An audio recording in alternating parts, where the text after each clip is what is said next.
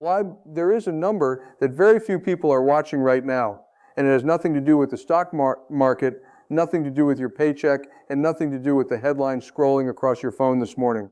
It is a number buried inside a monthly report from an organization called the World Gold Council, and for 18 consecutive months, that number has told the same story without interruption.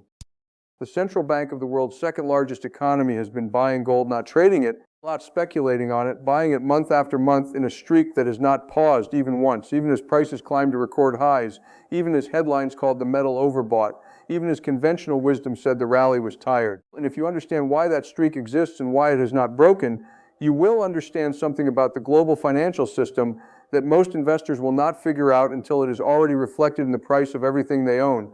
Jamie Dimon, CEO of JP Morgan Chase, largest bank in the United States, has been describing the structural backdrop behind all of this with unusual directness. At a major investor conference in Oslo, he warned plainly that there will be some kind of bond crisis and then we'll have to deal with it, pointing to rising government debt, deficits, and geopolitical pressure as forces building quietly before eventually forcing a genuine reckoning. He also said that gold could easily go to 5,000, 10,000 in environments like this. Holding one of the few times in my life, it's been even semi-rational.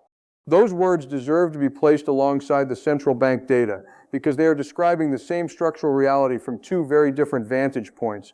Let's start with the foundation, because you cannot understand where gold is going without understanding what gold actually is and how it lost and is now quietly reclaiming its role at the center of the global monetary system. For most of human history, gold was not an investment, it was money itself. Global currencies under the classical gold standard and later the Bretton Woods system that governed global finance from 1944 until 1971 were not free-floating abstractions backed by nothing but trust. They were claims on a fixed quantity of gold. That changed on August 15, 1971, when President Nixon closed the gold window and severed the dollar's last formal link to bullion. What followed was not a footnote in economic history. It was arguably the single most consequential monetary decision of the 20th century because it meant that for the first time in modern history, the entire global financial system would run on pure fiat currency, backed by nothing but the credibility of issuing governments and the discipline of their central banks. That decision gave governments something they had never fully possessed before: the ability to expand the money supply without the constraint of a physical asset sitting in a vault. Used wisely, that ability smooths over recessions and gives central banks room to respond to crisis. Used carelessly over decades, it does something else entirely.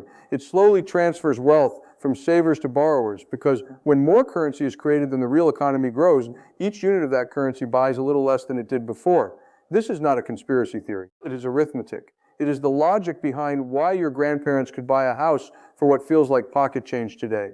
And it is the same logic quietly running underneath every headline you see about inflation, interest rates, and the Federal Reserve. The Federal Reserve's primary tool for managing all of this is the interest rate.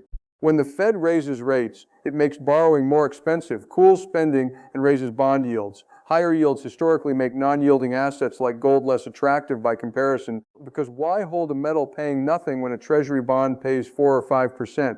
That relationship held for decades, and it is why traditional analysts consistently underestimated gold. They kept waiting for higher rates to crush gold the way the textbook said they should. But something shifted in recent years that the textbook did not fully account for. And that shift is the real subject of everything we're about to discuss. To understand it properly, you have to understand debt, not as an abstraction, but in the most literal sense. The United States government is currently carrying a level of national debt relative to the size of its economy that historically has only been seen during major wars or catastrophic financial crises. Servicing that debt requires enormous and growing interest payments. And here is the uncomfortable truth that very few politicians will say out loud. A government carrying that much debt has a structural incentive to keep inflation somewhat elevated and interest rates somewhat suppressed relative to inflation, because that combination quietly erodes the real value of what is owed. Economists call this financial repression. It is not a scandal or a secret. It is a well-documented historical pattern, one that played out in the United States most notably in the years following World War II, when the government ran interest rates below inflation for nearly 3 decades to shrink its wartime debt burden in real terms. If you were a saver holding cash or low-yielding bonds during a period like that, you are not failing to grow your wealth.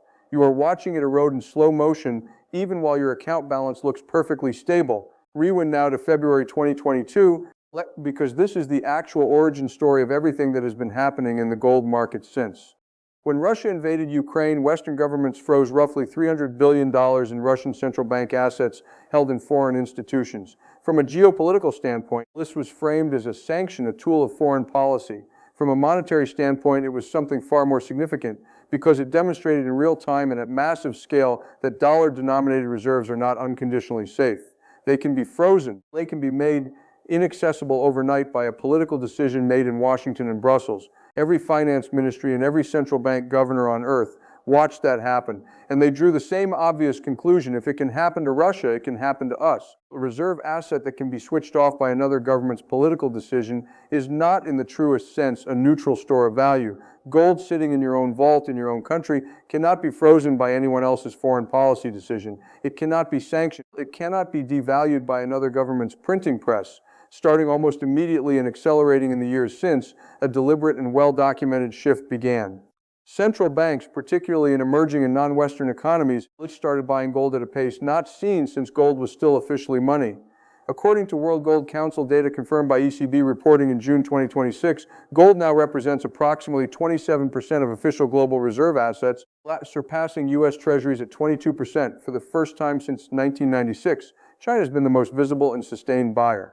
The People's Bank of China has now extended its gold buying streak past 18 consecutive months without a single month of net selling, and its total official gold reserves have climbed substantially. Poland has been buying aggressively as well, publicly stating its ambition to push gold towards 700 tons of reserves, citing very real security concerns sitting right on NATO's eastern border. Kazakhstan, India, and numerous smaller economies, including Cambodia, Uganda, and Kenya, have all been steadily adding to holdings. Central banks collectively have purchased well above 1,000 tons of gold in each of the past several years, a pace that would have seemed unthinkable a decade ago when official institutions were still net sellers. I want to be precise here, because the honest version of this story is more interesting than the exaggerated one.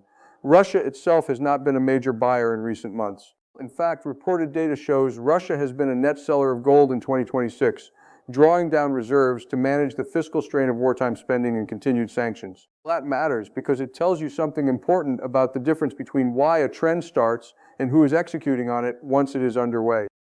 Russia's reserve freeze in 2022 was the spark event that changed how every other government in the world thought about the safety of dollar assets. But the country systematically, patiently, and at scale accumulating gold as a result of that lesson has been China, not Russia. This is not a story about two nations acting in lockstep.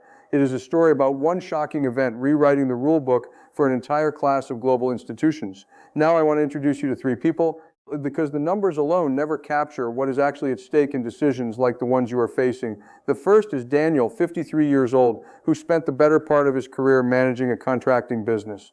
Around 2019, persistent headlines about government deficits made him nervous enough that he moved nearly 60% of his retirement savings into cash, believing he was being prudent.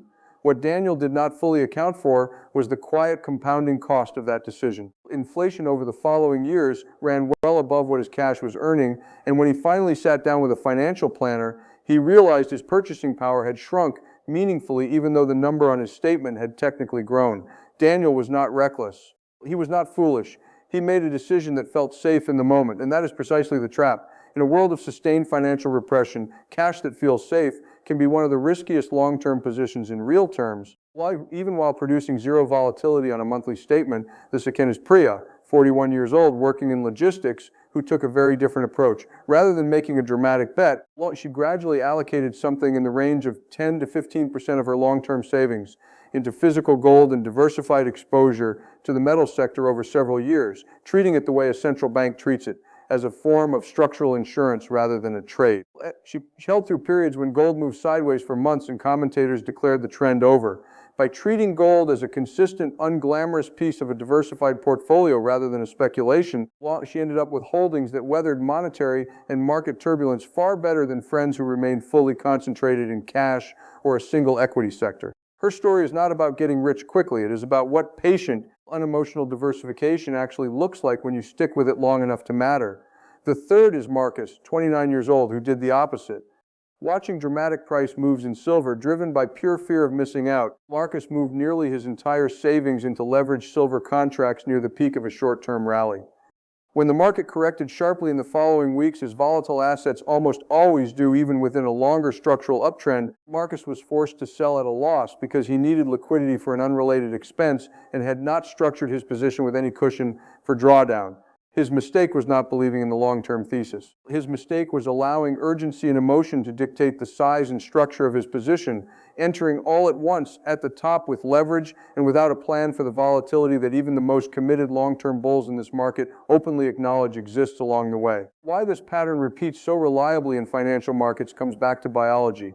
Our brains did not evolve to make calm decisions about currency debasement or central bank reserve strategy. They evolved to respond to immediate threats. When markets move sharply against a position, a structure in the brain called the amygdala activates in a way neurologically similar to detecting physical danger. Cortisol rises, rational forward-looking thinking becomes harder to access, and the urge to eliminate the source of discomfort can overwhelm the reasoning that originally built the position. This explains why investors sell at the bottom out of panic and buy at the top out of fear of missing out. Both are the same ancient survival response redirected toward financial decisions it was never designed to handle well. Understanding that this reaction is biological rather than a personal failing is the first step toward overriding it. Now, here is the single concept I want you to carry from this entire conversation. It is something the central bank data illustrates more clearly than any price chart. When a central bank buys gold for its sovereign reserves, that metal does not trade. It does not show up in the float available to the market. It effectively leaves the market permanently because sovereign institutions accumulate gold as a strategic reserve decision measured in decades, not as a position they intend to exit when sentiment shifts. This creates what analysts call a rising price floor.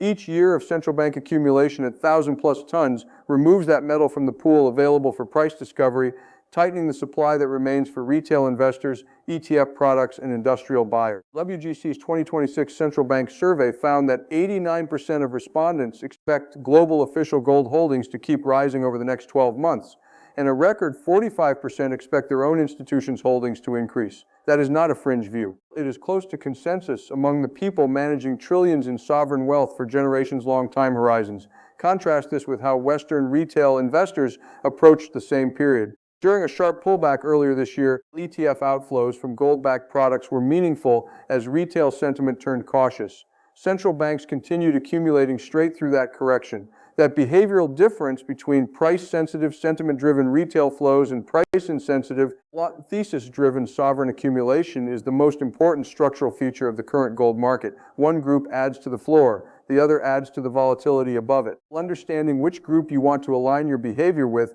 is the most practically useful conclusion from everything we have discussed. This is not a prediction of any specific price on any specific date. It is an observation about what the data from the World Gold Council, ECB, and central bank reserve disclosures around the world is actually showing. The world's most conservative, most risk-averse, most information-rich financial institutions have made a